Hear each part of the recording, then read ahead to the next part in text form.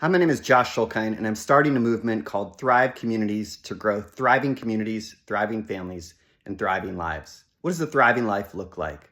Well, in Acts 13:36, it says that David, after he'd fulfilled the purpose of God in his generation, fell asleep. In other words, David, at the end of his life, could look back on his life and say that he had fulfilled the purpose of God through his life for his generation. That's a thriving life. But I believe that's not just true for David, but that's true for all of us. Every person has the potential to play a unique part in God's purpose. But we need support. We need support of the Holy Spirit. We need the support of a community coming around us. That's why it broke my heart when in 2023, I saw that the U.S. Surgeon General came out with a report on the epidemic of loneliness and isolation in our country. This report said that 1 in 2 Americans are isolated and alone. That means more than just a bad feeling of loneliness, but being isolated and alone means that people are cut off from the resources and ideas and skills and experiences and encouragement of our community.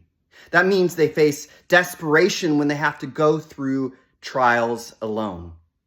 That is more than just a bad feeling. It leads to stress, and the resulting health consequences can be as dangerous to your health as obesity or smoking.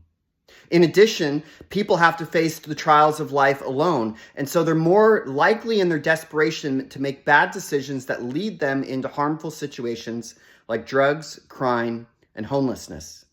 And it's not just individuals who are disconnected, but it's our nonprofits and government services that are working in silos, not talking with each other, and so blind spots result in our communities, leading to gaps in service where the needs of certain families and individuals are not met, and they're falling through the gaps in service.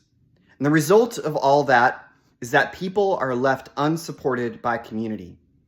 People have to go through life alone, and when they go through a trial, they have to say, who is going to help me through this? Who will be there to support me?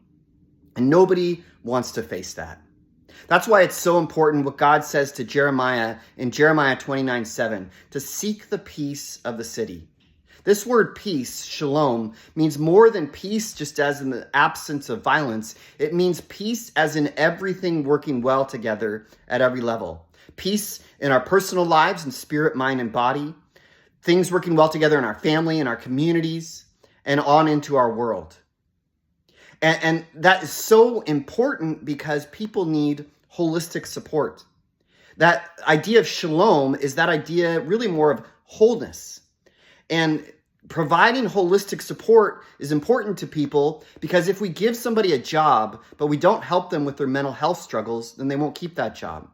Or if we help somebody toward a healthier lifestyle, but they don't have people around them to continually encourage them to make healthy choices, they won't maintain that lifestyle.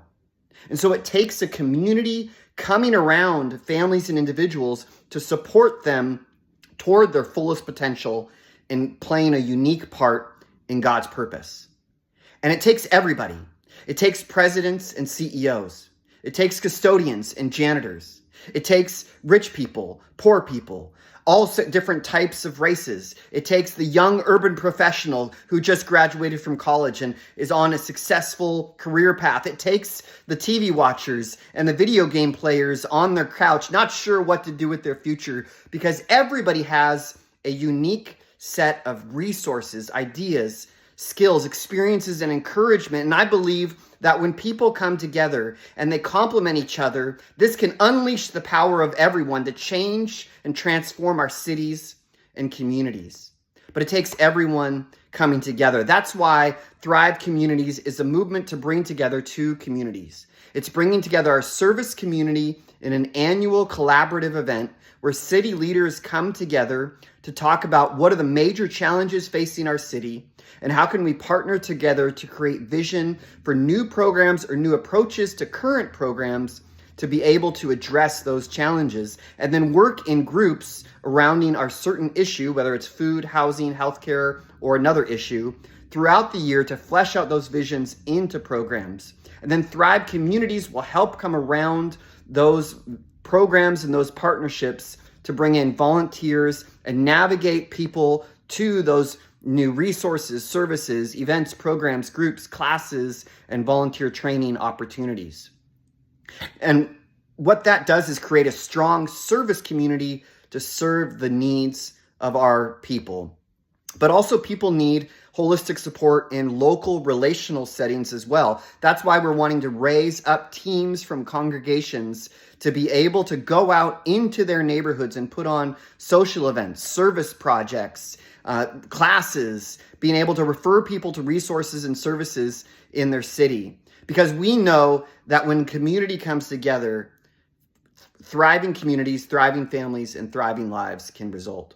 If you've been inspired by this, I would love to be able to connect with you. And there's a link you can click below to get involved or ask any other questions. Thank you so much for listening. Have a great day.